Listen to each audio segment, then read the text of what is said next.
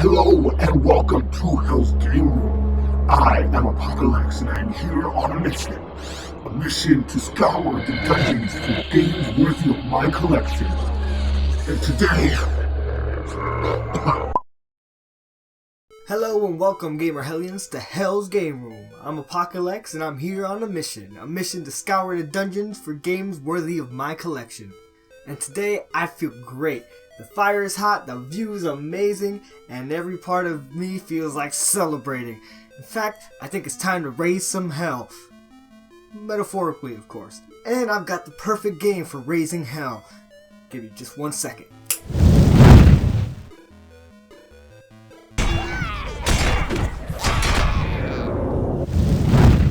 Overlord, you have been chosen for judgment.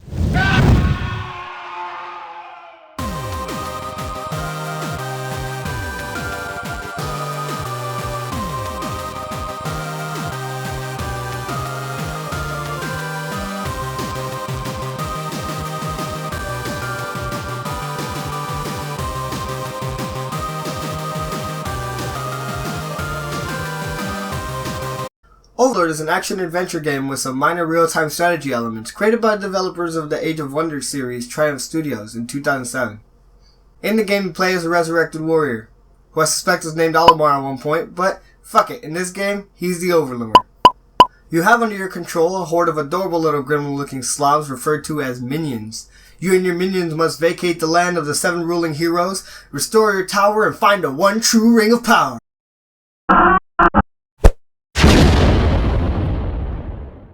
Anyway, I saw this game back in stores, in 2007 when it first came out, and it really didn't catch my attention all too much. At the time I was really interested in RPGs, so basically if it didn't have a sword and, a bunch of points that you had to rack up or something like that, I really wasn't too interested in it.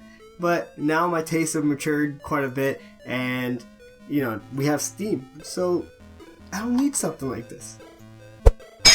Now I could just download it all.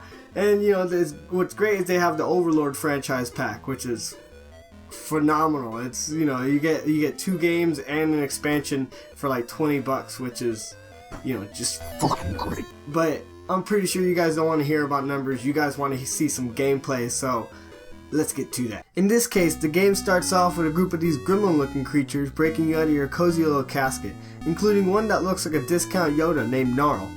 Then comes this beautiful cutscene of you getting all armored up. Let us go forth. There are nefarious deeds to be done. I feel the land quaking with fear already. And then right into the gameplay. I don't know about you, but I like this. Instead of sitting through a long cutscene to tell you the story and explain the plot, just have Thrift Store Yoda tell you everything.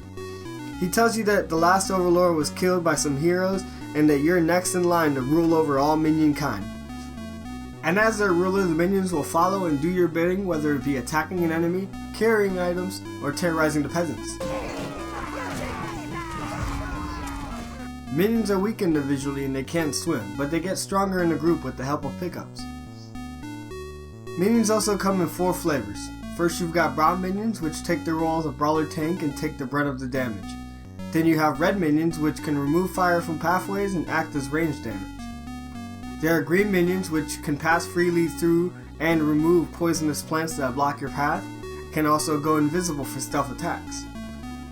Finally, there's blue minions, which are the only minions that can swim and can do damage to magical creatures like wisps and elves. The gameplay here is really fun. After a small tutorial that allows me to release some anger on a masochistic jester, you can pick up and learn how to position and control your minions in the best way to defeat the enemy, or at the least distract the enemy long enough to reach your goal. You can control the minions with the right stick of the controller, which is where the RTS elements really start to come in. You can attack as a group or just send them individually to their deaths.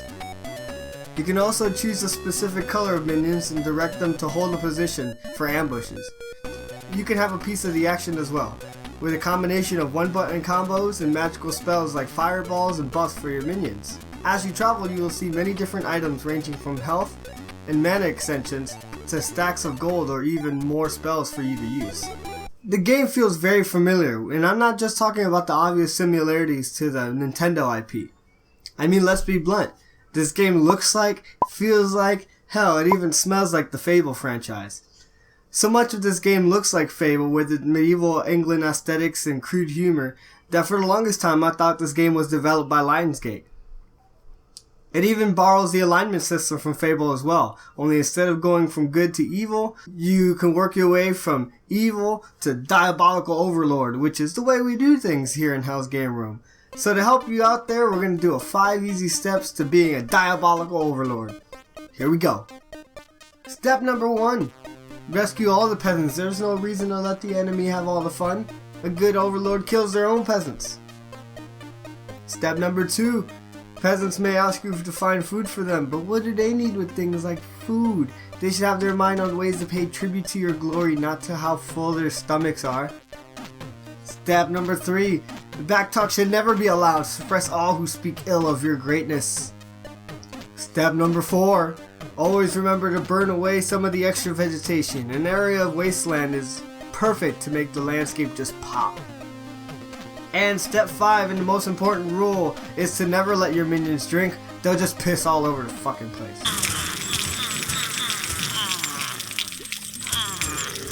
And back to the game. As you start off, you'll only have brown minions available to you, but that will change as the game progresses. And as you scurry across the landscape, you'll find a lot of objects and obstacles that you can stick your minions to. A lot of times, whether you want them to or not. And did I mention there's also a lot of sheep to violate?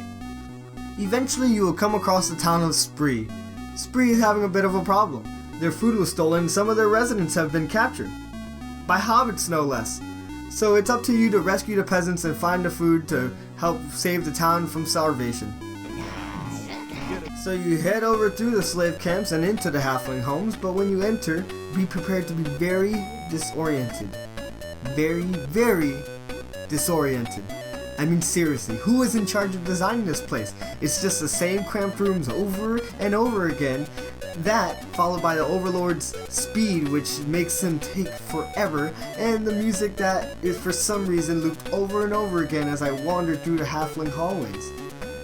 Granted, I confirmed later on that it was a glitch and was fixable by leaving and returning, but still, the music just droned on and on. I wish I could tell you what it actually sounded like, but I don't have the rights, so I'm just gonna play this sound instead.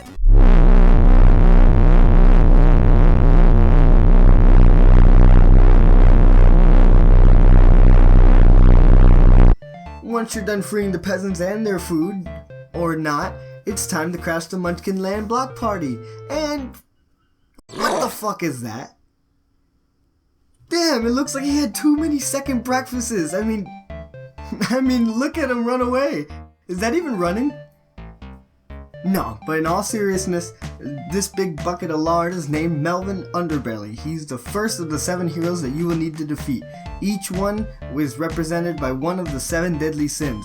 You've got Melvin Underbelly, the halfling hero, and he represents gluttony. Oberon Greenhaze, the elf hero, and he represents sloth. Sir William the Black, the paladin, and he represents lust. Goldo Golderson, the dwarf, and he represents greed. Jewel the thief, she represents envy, and Khan the warrior, he represents wrath. Last but not least, you have the wizard, he represents pride. I gotta say, I really love it when game companies actually go into the extra effort to put in these little details into their games. It really shows that they care about what they're making, and that they went the extra mile to think of something a little extra that you can look into while you're playing the game. But anyways, to get to this ingloriously fat bastard, you will have to travel through his kitchen. But of course, you've got to get your minions to stop Fucking dancing!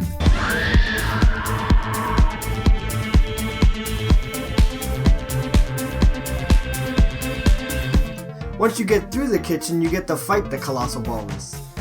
This fight is very simple. All you need to do is send all your minions in at him, followed by drawing your minions back before he gets an attack out. You watch him stuff his pie hole and then attack him again, and he's dead.